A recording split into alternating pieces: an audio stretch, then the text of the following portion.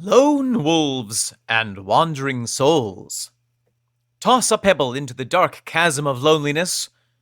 Grimace at the unbearable horror of being perceived. And don't forget to clean the philosophy out of your armchair once you've finished.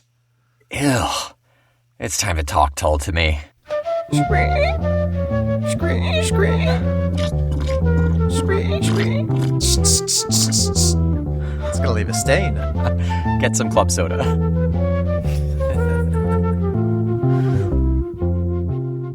Welcome back. I am Omen Sade. And I am Nick McGill. Together, we are Feckless Moans. And this is Talk Tull to Me. A cryptic message in a bottle floating on the treacherous seas of prog rock, in which neo-colonial Nick and oligarchy Omen will take a policy-driven, bureaucratic approach to assimilating each and every song that pluralistic rock band Jethro Tull ever released.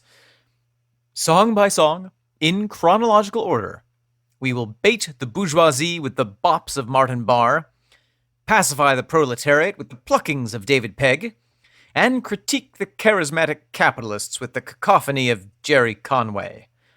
And if we can crack the code, we will overcome the crushing anonymity of modern life by connecting to our fellow inhabitants of the earth through the filthy flute fantasy provided by authoritarian Ian Anderson. Jethro Tull is nothing if not a filthy flute fantasy. I am living that fantasy. That's right.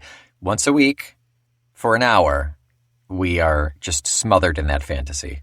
Nick, speaking of being smothered, welcome back to the podcast. Here we are. Here we are back at it again. This is episode number 2 from Broadsword. This is episode number 2 of our kind of recurjiggered episode style here. So we're not going to take too long for preamble. I have a little anecdote for you, though. Oh, anecdote away, please. Anecdote, here it comes. So today I was putting on the actual album. Rook was in the office. I had just taken my lunch break. Rook was in the office, and I said he wanted to read me a story. Nice. And I said, okay, but I'm gonna put on the album that Uncle Omen and I are going to talk about today. He said, okay. The vinyl. The vinyl, yeah. He says, what is it? And I said Broadsword and the Beast. And I showed it to him. He's like, oh, I know that one. I like that one. I was like, I don't think you've ever heard this one. Have you? Uh-huh. Because normally he cottons on to Heavy Horses because Sure. He's listened to that one a lot with me. And he's like, no, yeah, it's the song about the Beast, about the Beastie. I was like, Whoa. oh, yeah, okay. And then he did this. Beastie! Come on, you can do better than that. Beastie! There you go. Wow, that was very good. very good. Very lifelike representation of what it sounds like in the song. Very accurate. Yeah, because he was in the car while I was listening to the final listen through of last week's episode. So it's fresh in his mind. That's why he knows Beastie so well. Yeah. Beastie! He is the Beastie now. He is. Yes, there can only be one, and I've passed it on to him. That's what we do. So speaking of Beastie, a couple of notes about Broadsword and the Beast. I've got some quotes from Ian on the album itself. Oh, delightful. Broadsword and the Beast, that followed a bit of hiatus, and we were getting toward the end of the record, and I thought, as I have before, I've spent so much time with this material, I'd really like someone else to come in and mix. Oh, interesting. We found Paul Samwell Smith, who we knew from the Yardbirds, and he came in toward the end and took a lot of pressure off of me. We worked well together. We had this good accord and bounced off each other very well. I'd been feeling very pressured on the previous albums, nursemaiding everything on the end. That refers to our additional personnel here. We've got Robin Black, sound engineering, Jim Gibson, artwork, Lee Mantle, assistant engineer, Ian McCaig, artwork and illustrations, and then finally Paul Samwell Smith is the producer. So it's a new producer here. That's great. I'm so proud of Ian for doing that. It's like when your dad is aged and finally is like, you know what? I'm not going to crawl up onto the top of my house and re-roof it myself at 80 years old. I'm going to hire a roofer. And you're like, good for you. It's about time, Dad. Relax. Yeah. That's awesome. So he went and just chopped 3 cord of wood instead, probably. With his flute. Yeah. And then one final quote real quick. At the time, I was living some of the year on the Isle of Skye, in the wilds off the west coast of Scotland facing the sea.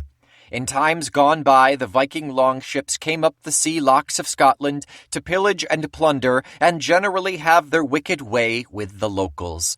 And so it was just this notion of sometimes standing on a headland and imagining this longship coming up the loch. Yeah, and we'll get into that specific image a little later in the album. Yes, definitely we will. But it's kind of the whole feeling of this album, the return to... Yes, it is. The return to like a medieval Dark Ages kind of historical perspective, like a modern perspective on historical life, or the other way around. And we'll get into some of that with the song today. That indeed we will. Let's dive into that song, I suppose. And Nick, what is that song? That song, again, is number 2 off of the album. It is the song Clasp. Or is it The Clasp? I think it's just Clasp. It's just Clasp. It's just Clasp. The song is Clasp. Let's have a Clispton. Clunch it.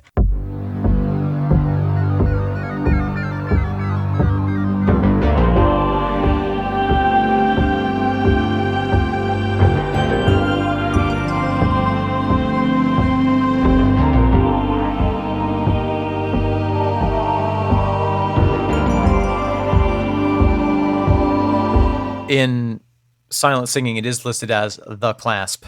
Oh, interesting. Okay. I mean, he never says just clasp in the lyrics. So I wish I had the vinyl here. I'd be really interested to check it out and see if it got tweaked a little bit there. I think I would go off of what it says in silent singing. Yeah, that is the ultimate. At this point, it's the ultimate reference. Would you believe that song is 4 minutes long? I would. Would you? That sounds extremely plausible. I feel like it feels like it's 2 minutes to me. It just zips right by. Oh, really? Interesting. Yeah. Yeah, it's a very quick 4. It moves. It does, yeah. And it has some distinct sections in it. Yeah, and it's not one of those instances that we've seen in the past where it's a really quick, longer, quote unquote, longer song that starts out, boom, starts at that pace and just rips all the way through. We start slow here. We have a slow start and a slow end. Start slow and end slow. We come back at the end to that. I described it in my notes as a digital wave of synthy goodness. Yeah, it's an eerie, slow. I think wave is really good. It embodies the lock feel of the slow pulsing of the water. Yeah. Oh yes. And we have the drums coming in pretty early on to give us that sense of, it's almost like a heartbeat or a sense of something approaching, perhaps. It's really, really interesting.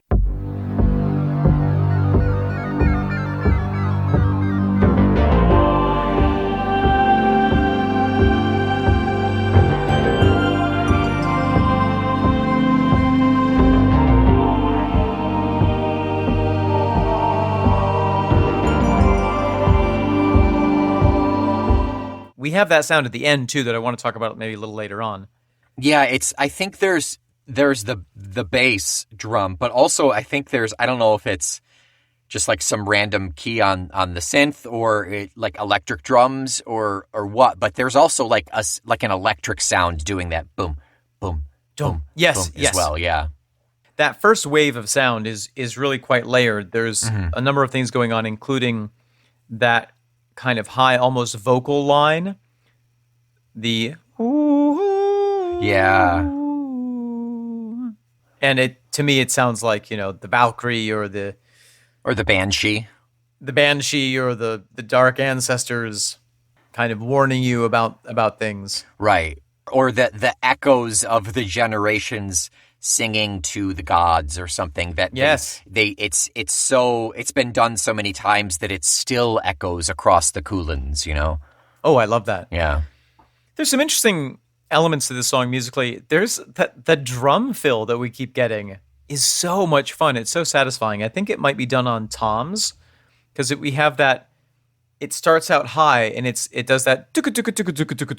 Yeah.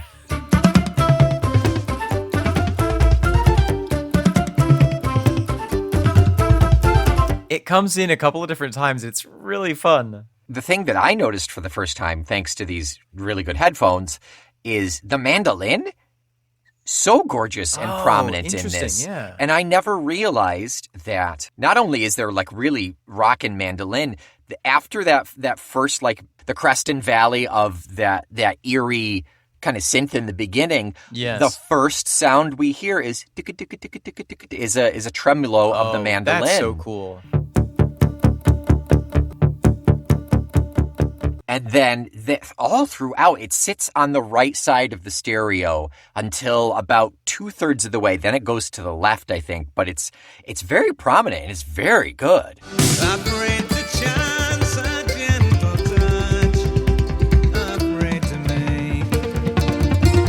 Martin had to go get a drink on the other side of the recording studio. And his part came up, so he just had to sit down and play it there, yeah.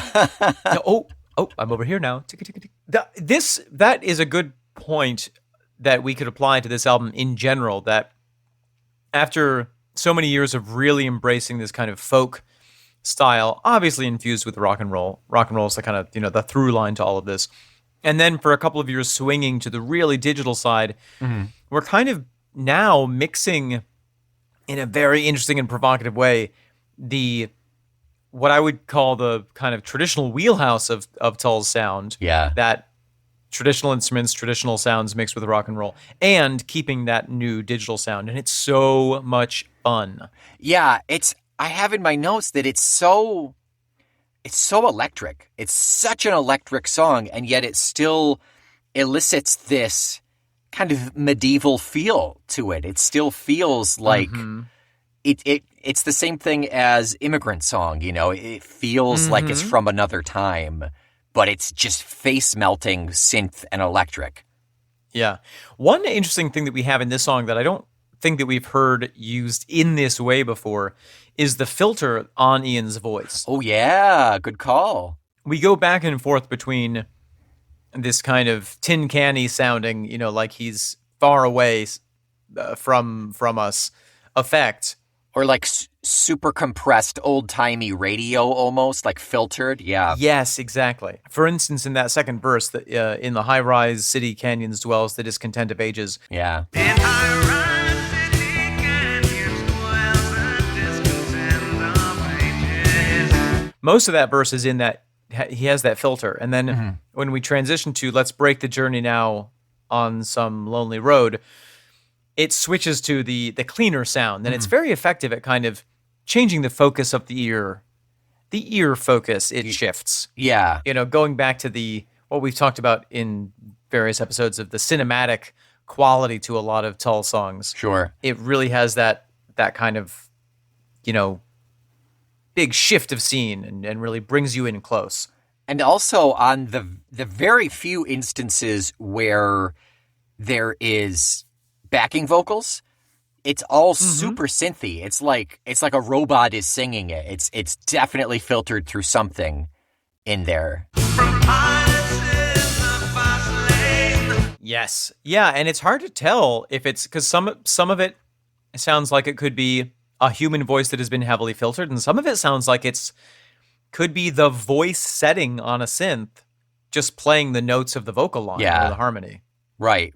Maybe it's Ian singing and that's over it, or that's a good call. I'm not sure. It's worth pointing out that Peter John Vitesse was fairly young at this time. Okay. He was a little younger, Ian and Martin were not getting into their middle ages necessarily, but they were, solidly in adulthood. And I think Peter was, or rather Peter John, I should say. It's a hyphenate. Was a younger member of the band. So kind of interesting, that you have somebody who is bringing that electric sound who also grew up more with that sound. I mean, Ian and Martin had been in Jethro Tull for a quarter of a century at this point. Yeah. So they're old hat at this point. So it turns out, Peter's only about 10 or 9 years younger. But still, I think that is a significant shift. Absolutely. Yeah. I mean, that puts you on the level of being very comfortably seated in your musical career as opposed to not necessarily just starting out, but, really starting to spread your roots, without being comfortably seated. Spreading your roots and taking to flight. That's it. Fly with those roots, baby. Speaking of Martin... Speaking of mixed metaphors. I'm going to put those metaphors in a cocktail shaker. Hope they don't bruise. Speaking of Martin, we have some wonderful electric guitar sounds coming in. Yeah. After what I would call the bridge of the song, that Let's Break the Journey Now. That verse, the guitar starts being heard heavily in there. The cloud.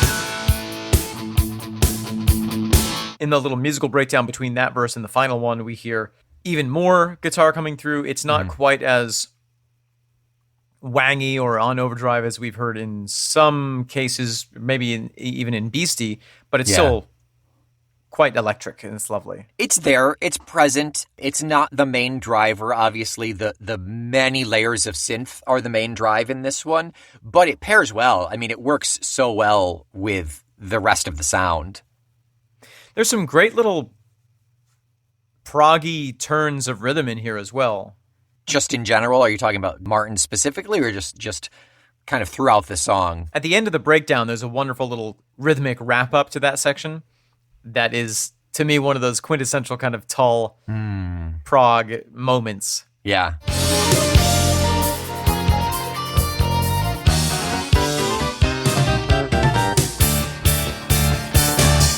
So when we get to the end, we talked about that dum dum dum, that recurring the fade out, almost heartbeat paced sound, that thump. What do you make of that sound? What does that do for you? I mean, are you looking for an answer other than the heartbeat? Well, if it is a heartbeat, what is it the heart of? Is it the heart of us? Is it the heart of Ian? Is it something, whose heart?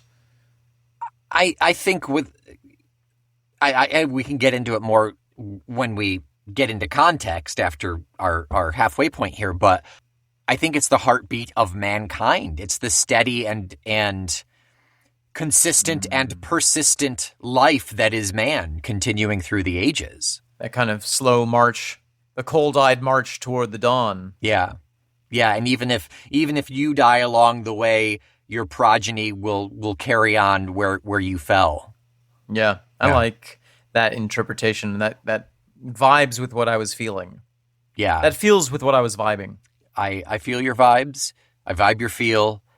I'm vibrating right now. That's a good time to take a break. Let's move on to the halftime portion of our podcast here. What do we have? That's right. We've just got an email, Marley, if you don't mind. Marley.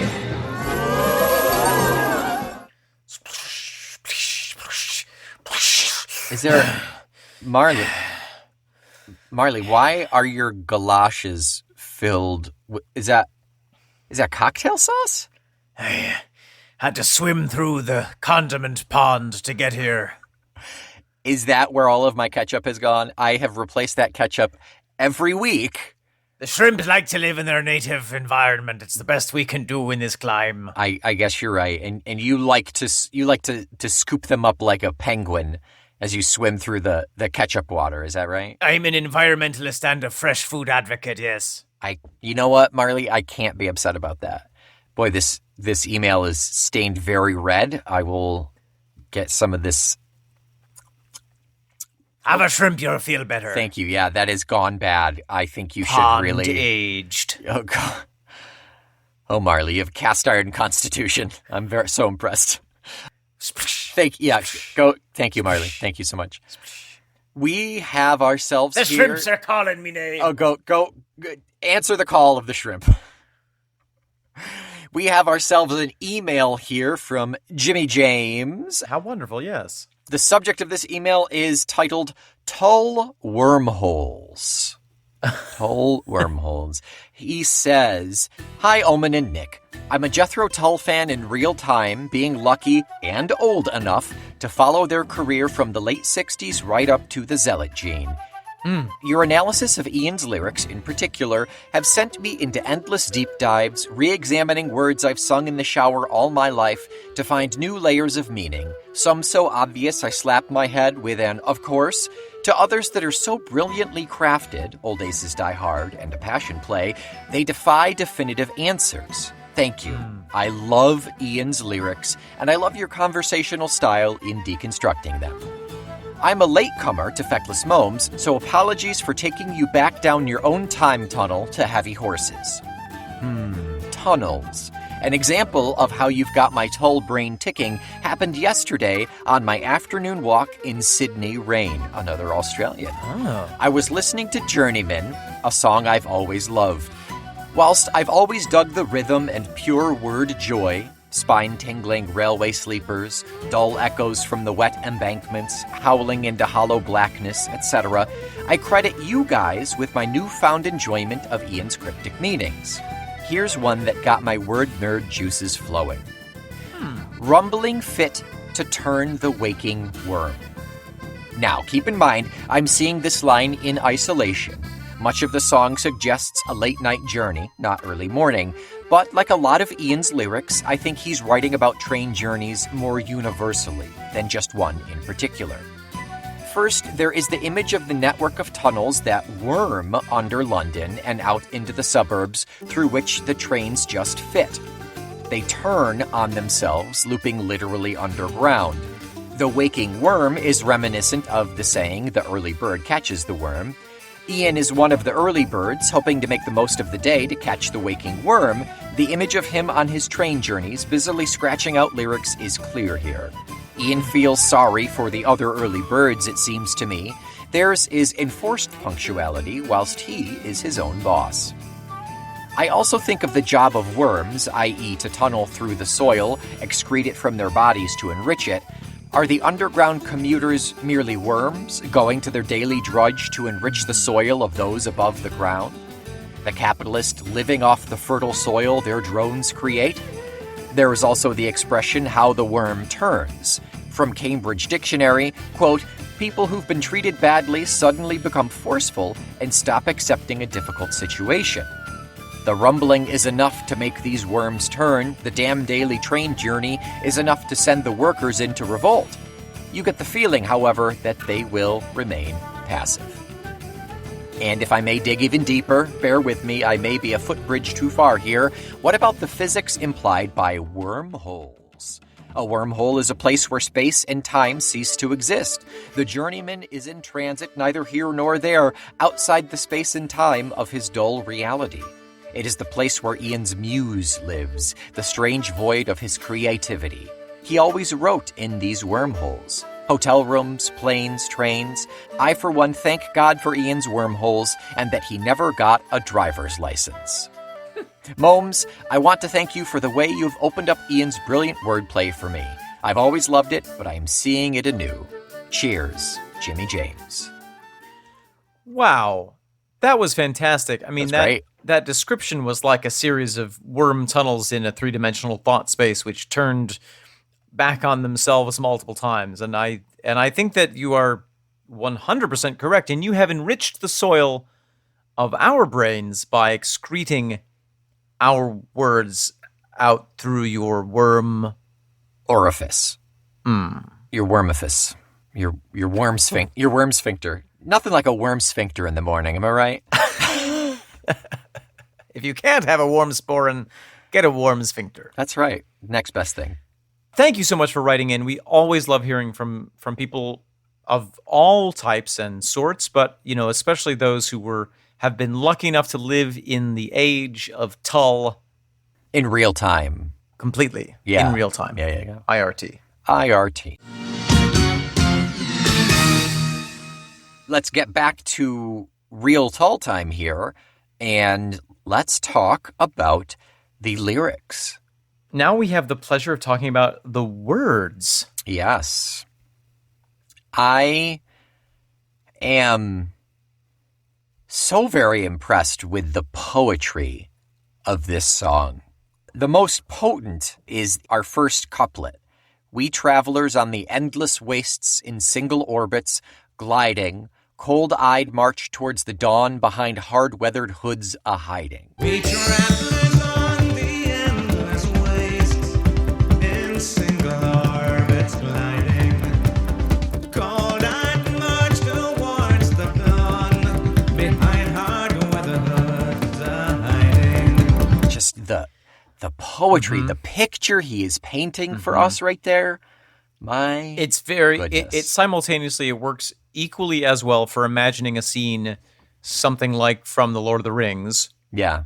And for a description of the feeling that one gets from being alive on this earth and marching through time. Right. Or being a commuter, like we just heard. Or being a commuter, right? Yeah. Exactly.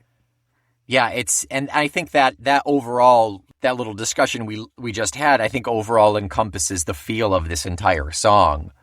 Ultimately, it's this feeling that we have, the steady heartbeat of man has been and always will be. And there's a sense of inevitability to it and fatalism almost. Yeah. We travelers on this endless wastes in single orbits. You know, an orbit is something that a planet cannot change. Right. Yep. An orbit is essentially fixed. You know, maybe over billions of years it degrades, but you know, you get the sense that he's saying we are all on this track off of which there's no exit. And the degradation is not the planet's choice. It is an external force causing that. Yes, exactly. Yeah. And where we do have choice within the next lines, meeting as the tall ships do, passing in the channel, afraid to chance a gentle touch. Meeting as the tall ships do, passing in the channel, afraid to chance a gentle touch. Even in that sense where the orbits do cross each other, there is a reluctance to reach out. Yeah, because the imagery here, meeting as the tall ships do, passing in the channel, you don't want your boats touching. Like, that's very dangerous and detrimental to your ship. Yes. And the idea of two travelers passing on the road when you were just like on horses or on foot, you kept your distance. Now, right, because you don't know. In vehicles, you keep your distance. You don't touch anybody on the subway. Are you kidding me? Well, you know, it's still, I mean, well, it depends on who it is. The same thought has carried over through and through. Maybe the reasons have changed a little bit, or the imagery has changed the technology over time. The technology has changed over time, but ultimately it's like, don't talk to strangers. Don't touch strangers.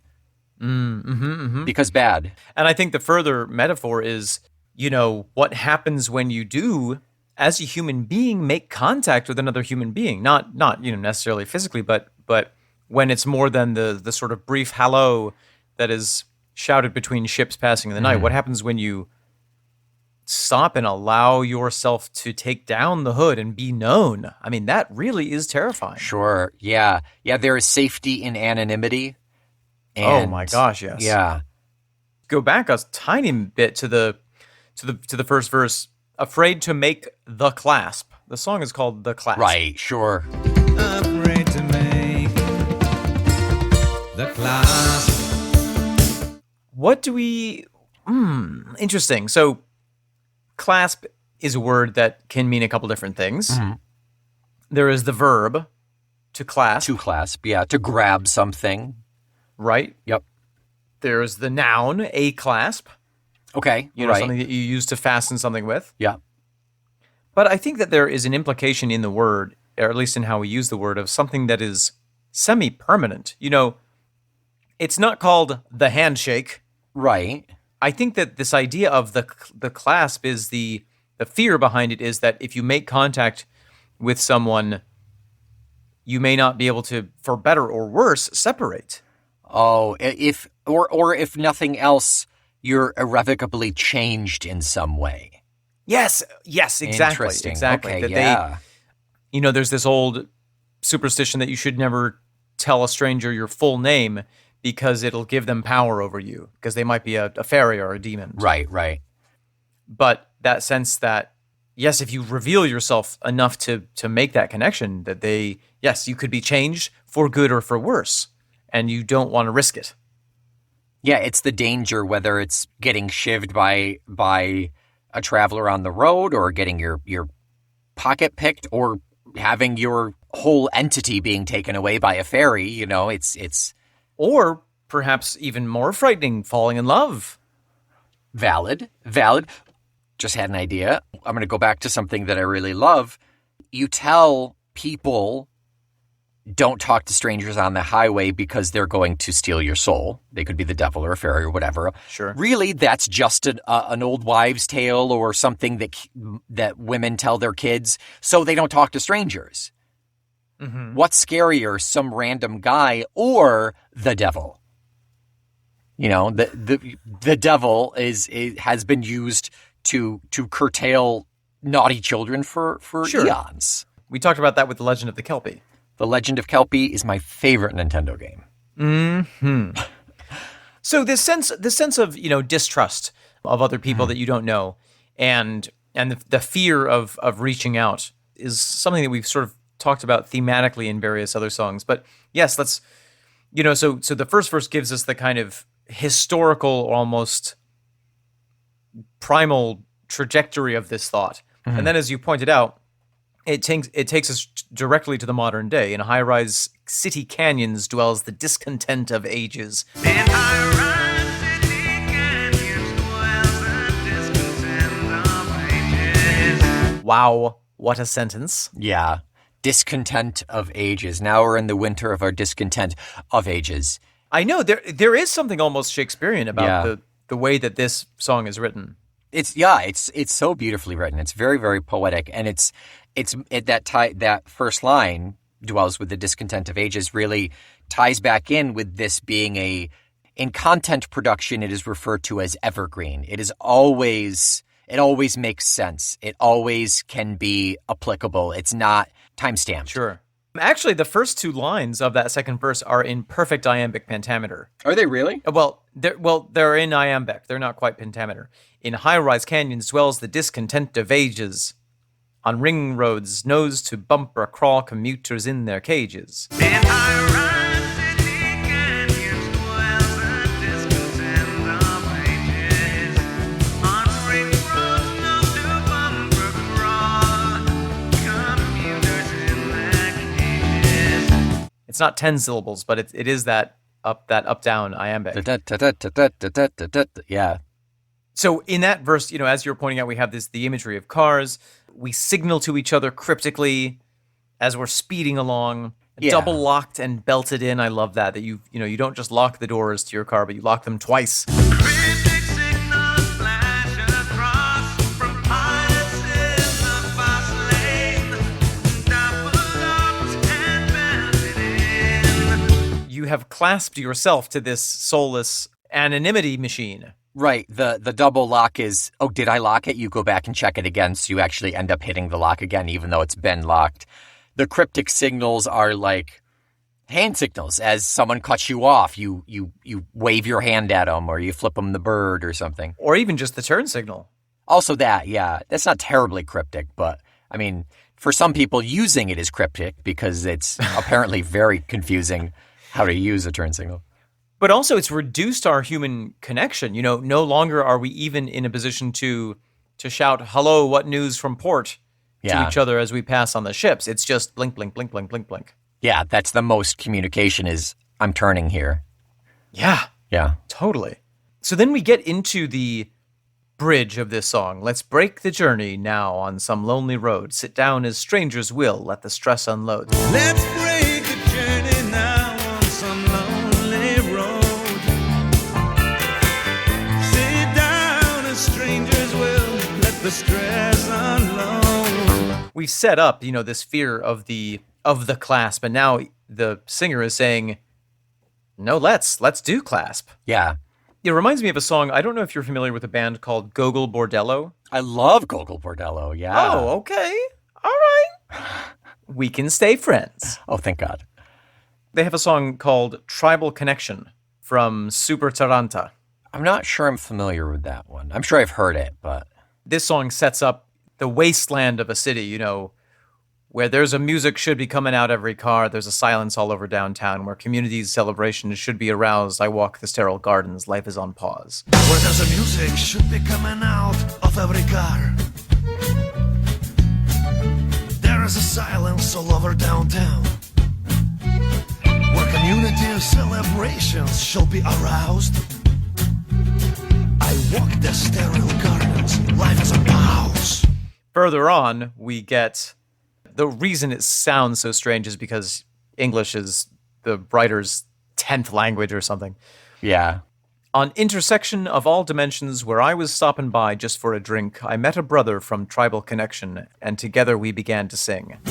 On intersection of all dimensions, where I was stopping by just for a drink, I meet a brother from tribal connection, and together we began to sing. So it's that sense of like in this world of disconnect, in this world of anonymity, in the Clasp and also in this other song, the singer is saying, no, we need to make that connection. Let's stop this mindless, cold-eyed march. Yeah. Sit down as, I love this, sit down as strangers will, let the stress unload. Talk in confidential terms, share a dark unspoken fear. Refill the cup and drink it up, say goodnight and wish good luck. Sit down as strangers will, let the stress unload. Talk in confidential terms, share a dark unspoken fear. Refill the cup and drink it up, say goodnight and wish good luck. I'm sure that we've all had that experience where you unexpectedly connect with somebody just for a moment, and for whatever reason the conditions are right where the fear isn't there, and you just allow yourself to connect over something and have a conversation. Yeah.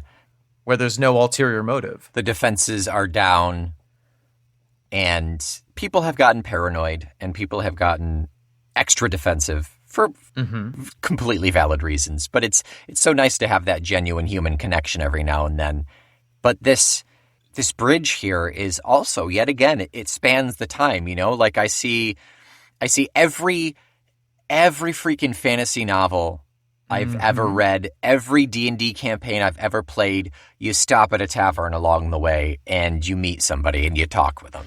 And at the same time, this is my experience when I fly. That's exactly it. It's the rest stop where we met those old bikers after that Tull concert in Albany. Yes, exactly. And we talked about the show. Yeah. And to a certain extent, not to get too sappy, but I think that this break on the journey on Some Lonely Road is really what this whole podcast is about. You know, it started off as just this desire, this manic desire to talk about every single Tull song, but what it's become is this chance to connect with people from all over the world who have shared an experience. Yeah. Yeah, we all have a collective base of knowledge, some to varying degrees, us with the least amount of degrees, and everybody shares. They put in, it's like stone soup. Everybody puts in their own ingredients. We have degrees from the University of Momery. of bullshit. Yeah. I have a BS in bullshit. Yeah, I'll put that on my resume. And I've got an MFA. oh, wow. A mighty fine ass. Yes, that you do. That's also on your resume. Sorry, were you having a thought? We've collected these people and we've broken down those walls. Granted, it's significantly easier to do it online. It really is. Mm-hmm. That being said, I can't wait for the first Mo meetup. You know, like we've been able to make those connections on safer terms, you know, and now that we know people, now that we can communicate and know them as genuine people, the step to sitting down and having a beer is significantly less daunting. Exactly. Yeah. I feel like what Ian is partly saying with the inclusion of this verse is, in our world, we have been trained since the earliest times to distrust each other, and we have since the earliest times had the possibility to connect with each other in a real way. And those two things live together in a dynamic relationship. Because as Gogol Bordello said, there is a tribal connection. We are still humans. We have things in common. Yeah, namely our humanity. We have the beauty of communication and a shared language that no other animal can do. I mean, there are some that are close, certain animals that can communicate and certain animals that live in packs and things, but nothing like what we have. Dolphins and whales do a pretty good job. Yeah. Yeah. Octopuses. Great apes. Yep. Were you going to say delicious? Delicious. Great apes. I love it. Yeah. So, but then, of course, because it's Ian, he takes it one step further than all this. Rather than just saying, yes, we all distrust each other, but yes, we have the possibility of connection. He takes it to the third degree, which is in this final verse, synthetic chiefs. Sorry, I was talking about my plastic surgeon. Synthetic chiefs with frozen smiles, holding unsteady courses, grip the reins of history high on their battle horses, and meetings as good statesmen do before the TV eyes of millions, hand to hand, exchange the lie, pretend to make the clasp.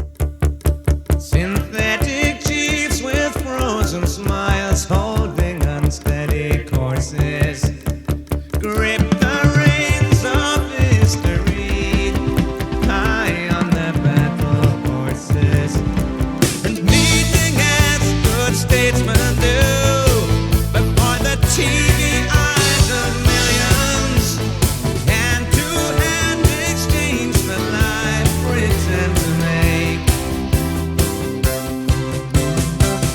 the clasp.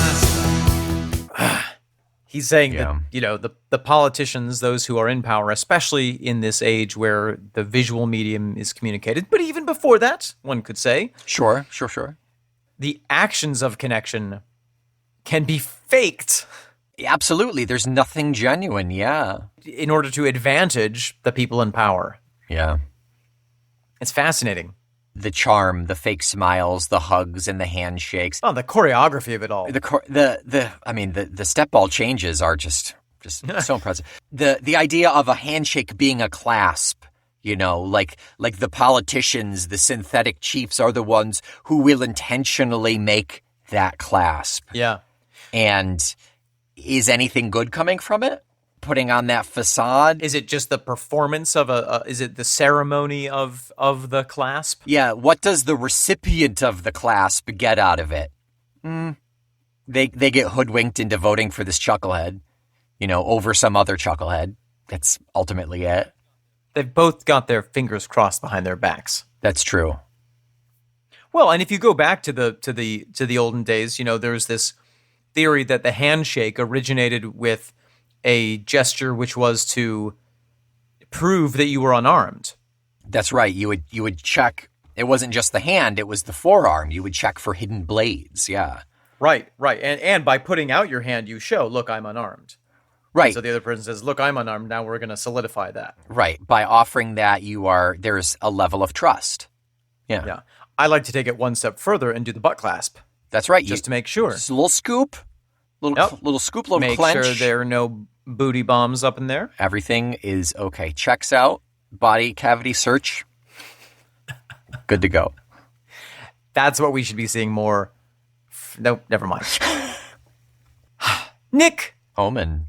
Does this song leave you with a sense of hope, with a sense of despair, with a sense of meh, or what? What's your takeaway from this? There's a little hope in there. I do really. We'll get that out. Don't worry. Just a little bleach, a little Clorox. That I do really like the sweet positivity of the bridge. I do. Mm-hmm. But that button on the end, that talk of politics, and now more than ever is that poignant. It's difficult not to.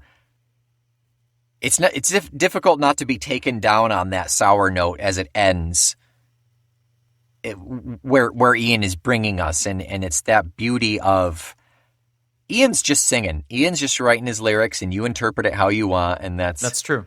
We've heard him say that several times, and we know that, and so I want to be positive, but it's so hard right now. It's so difficult.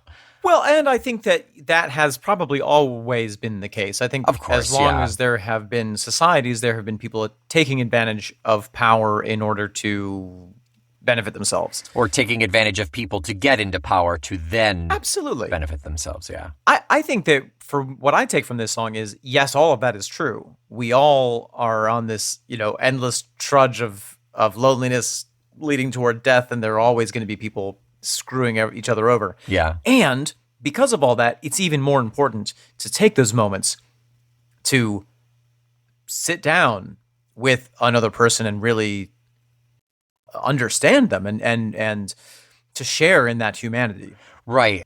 And that moment, in a way, makes all of the rest of the cold and the awfulness of life worth it. Yeah, I think you really hit on it with the sharing of the humanity, in the sense that even if you have nothing else in common, you can still share in that humanity. Right. You've still got something in common that you can focus on, and from there, who knows where it's going to open up. At the end of the day, we all have a 4-chambered heart. Except for 3 Chambers Jimmy. But Hey, I told you never to bring him up to me he's again. so sensitive about it. I don't know why you're upset about it. Nick, anything else to say about the Clasp? The Clasp. It's a very synthy feeling song that could have fit on Stormwatch, I think. I get very Flying Dutchman from this for some reason.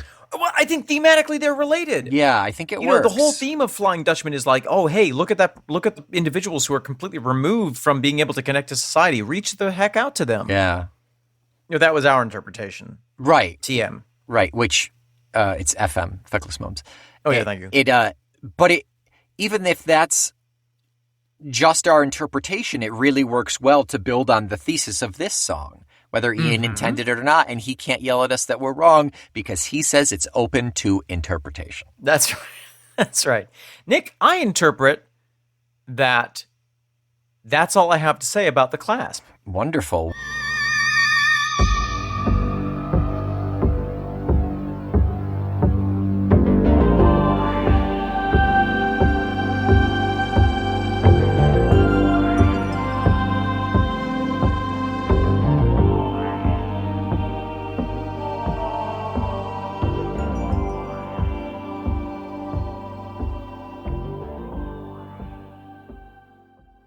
What is next week, Omen? Do you know? Next week, we are going to be listening to Fallen on Hard Times. Fallen on Hard Times. Another thing that we can all appreciate in this trying moment. That we can all share and have a common commiseration. A common commiseration is the fact that everybody has their own hard times at times, except for Elon Musk. Wow. Sorry, Elon. I know you're listening. Yeah, right.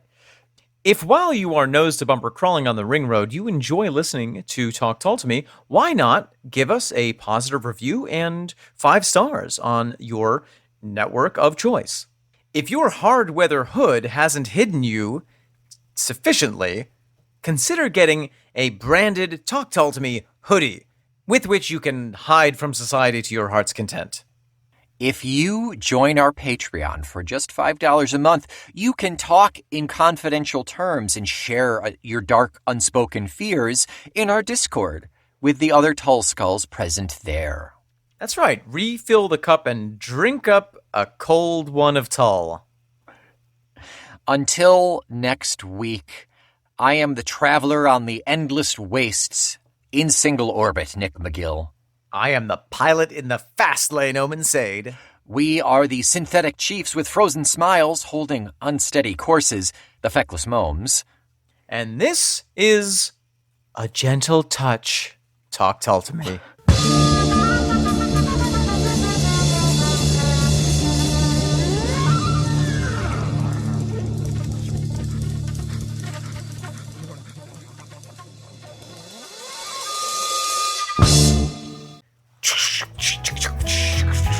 Senator Abrams, it is a pleasure to have you in sweet, sweet Alabama.